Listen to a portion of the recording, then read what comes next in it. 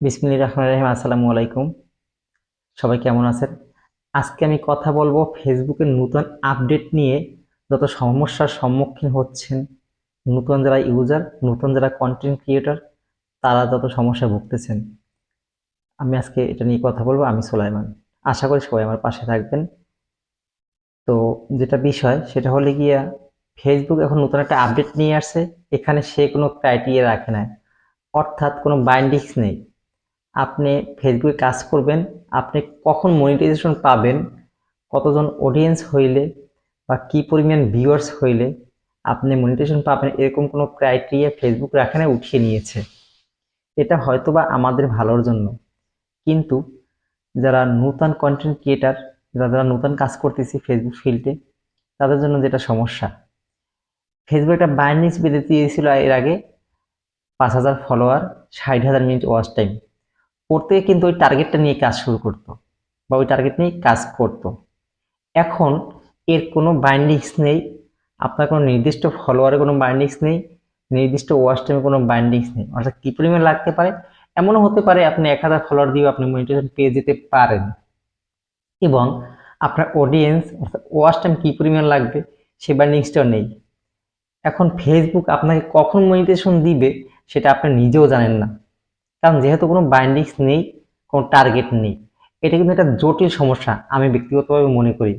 Because of কোনো একটা target থাকলে সেই টার্গেট নিয়ে কিন্তু যারা আমরা নতুন ইউজার আছি তাদের জন্য কাজ করা খুব সহজ হয়। হ্যাঁ, আমার লাস্ট 60 দিনের ভিতরে বা 2 মান্থের ভিতরে আমার 60,000 মিনিট ওয়াচ টাইম লাগবে, আমি ওই পরিমাণ কন্টেন্ট ক্রিয়েট করব।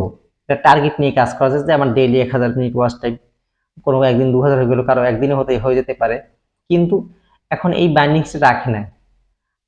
আপনি অধও নিজেও আন্দাজ করতে পারবেন না যে আপনি কখন মনিটাইজেশন পেতে পারেন।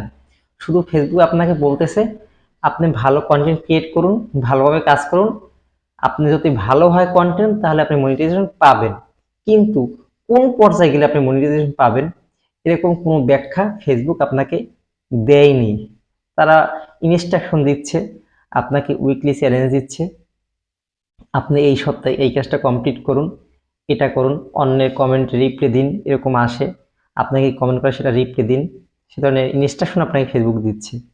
কিন্তু আপনার যদি একটা টার্গেট থাকতো, একটা লক্ষ্য থাকতো, তাহলে কাজ করা খুব সহজ হতো যারা নতুন ইউজার তাদের জন্য। তো এটা একটা খুবই জটিল সমস্যা। দেখুন, আপনি ইউটিউবে কাজ করেন, ইউটিউবে কিন্তু বাইন্ডিংস রয়েছে যে আপনার 1,000 ফলোয়ার লাগবে, 1 বছরের ভিতরে 4,000 মিনিট ওয়াচ টাইম লাগবে। ইটস ওকে, আমি আমার টার্গেট নিয়ে কাজ করব। আমি মনে করি ফেসবুক যে এই ক্রাইটেরিয়াটা উঠিয়ে নিয়েছে, এই বাইন্ডিংসটা উঠিয়ে নিয়েছে, এটা নতুন ইউজারদের জন্য খুবই একটা সমস্যা। এবং যারা নতুন ইউজার রয়েছে তারা সমস্যার সম্মুখীন হচ্ছে।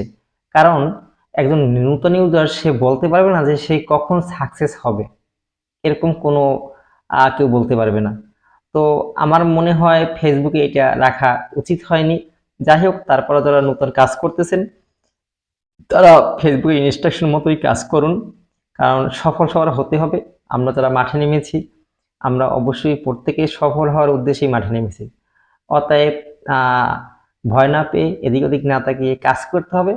তবে ফেসবুকে ওই বাইন্ডিংসটা থাকলে কাজ করতে যারা নতুন ইউজার আছে আমাদের জন্য খুবই সুবিধা হতো। তো বন্ধুরা, আমি আজকে এ পর্যন্তই কথা বললাম। নেক্সট টাইম আমি ফেসবুকের নতুন আপডেট সম্বন্ধে এবং ফলোয়ার্স বাড়ানো, আপনার কন্টেন্টের পাবলিসিটি বাড়ানো এ সম্বন্ধে আমি আর নতুন আপডেট নিয়ে আসব।